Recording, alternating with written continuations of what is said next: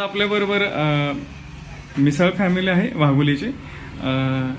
संदीप मिसाळ आणि चेतना मिसाळ, हे त्यांचा जो मुलगा आहे श्रवण मिसाळ, कार्तिक मिसाळ, त्याच्याबद्दल एक ते अनुभव शेअर करू इच्छिता. काय तुमचा अनुभव? हा कार्तिक तर तो अभ्यासात म्हणजे अजिबातच इंटरेस्ट नव्हता त्याला. हट्टीपणा, रडणे वगैरे, आणि अभ्यासाला बसतच नव्हता तो. अच्छा. पुस्तक घेतलं की रडायला चालू करणे किंवा खेळायला जाणे. तर डॉक्टरांच्या गोळ्या आम्ही चालू केल्या तेव्हापासून तो अभ्यास करतोय आणि दिवसभर थांबतो म्हणजे अभ्यासाला, आणि पूर्ण पुस्तकामध्ये लक्ष आहे त्याचं. वेगवेगळ्या विषयांचा आवडीने अभ्यास करायला चालू केला त्यांनी आणि खूप छान रिझल्ट आला मला. किती दिवसात हा रिझल्ट आला? 10 दिवसामध्ये. फक्त 10 दिवसामध्ये. म्हणजे एक पप्पा म्हणून तुमच्या काय लक्षात आलंय संदीप सर? औषधानं मुलांचा फरक पडतोय आणि चांगला रिझल्ट आहे. आम्हाला तर चांगला जाणवला याच्यामध्ये. काय अनुभव येतोय तुम्हाला? काय सुखद अनुभव आला? याला पहिलं जसं ओरडावं लागायचं, हे काही ओरडावं लागत नाही आता. आणि व्यवस्थित करतोय अभ्यास, सांगेल ते ऐकतोय अभ्यासाच्या तो स्वतःहून बसतोय. अच्छा. मला अभ्यास करायचाय, चल मला गोळ्या खायला दे. अच्छा, असं म्हणतोय तो. आधी गोळ्या खातो आणि मग बसतोय. शिक्षकांचा काय अभिप्राय? हो, त्यांनी पण रिझल्ट सांगितला की त्याच्यामध्ये खूप म्हणजे फरक जाणवला. काय जाणवलं? रायटिंग कम्प्लीट होत नव्हतं क्लासवर, पूर्ण क्लासवर करून घरी येतो आता तो. रायटिंग म्हणजे काय कम्प्लीट व्हायला लागले त्याचं? क्लासवर्क जो होता त्याचा रायटिंग जे दिलेलं ब्लॅकबोर्डवर होतं, तो नुसता बसायचा क्लासमध्ये, म्हणजे राईटच करत नव्हता.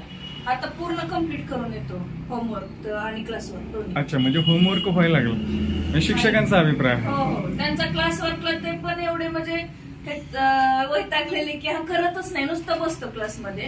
तर त्याला एवढी आवड निर्माण झाली की तो कम्प्लीट करूनच घरी यायचा दररोज. हो, म्हणजे हा अभिप्राय 10 दिवसातच त्याला जाणवला. त्याच्या व्होकॅब्युलरी मध्ये काय फरक? हो, खूप. काय जाणवतं? रीड करायला लागला तो स्वतः, बुक्स घेऊन स्वतः बसणार. आणि त्याला असं हे पण कलरिंग आवडत नव्हतं, ड्रॉइंग आवडत नव्हतं. तो जागेलाच ठेवून निघून जायचा की मला नाही करायचंय. तो आता 10 दिवसात त्यांनी पूर्ण बुक्स कम्प्लीट केली.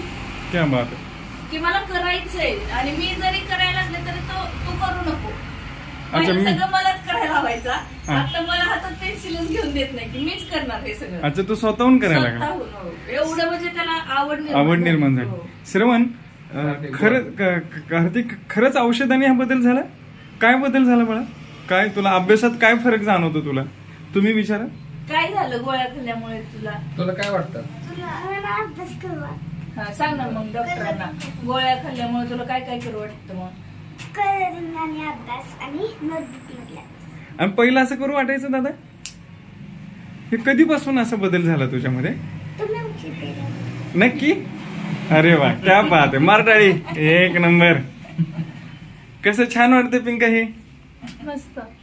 म्हणजे मुलांमध्ये पण फरक पडतोय. हा एक असा सुखद. मला पण विश्वास नव्हता की गोळ्या खाल्ल्यामुळे असं काय होऊ शकतं, कारण हा खूप हट्टी होता ना. खरंय. ऐकतच नव्हता आणि पुस्तकं घेतलं की तो घरातूनच बाहेर निघून जायचा.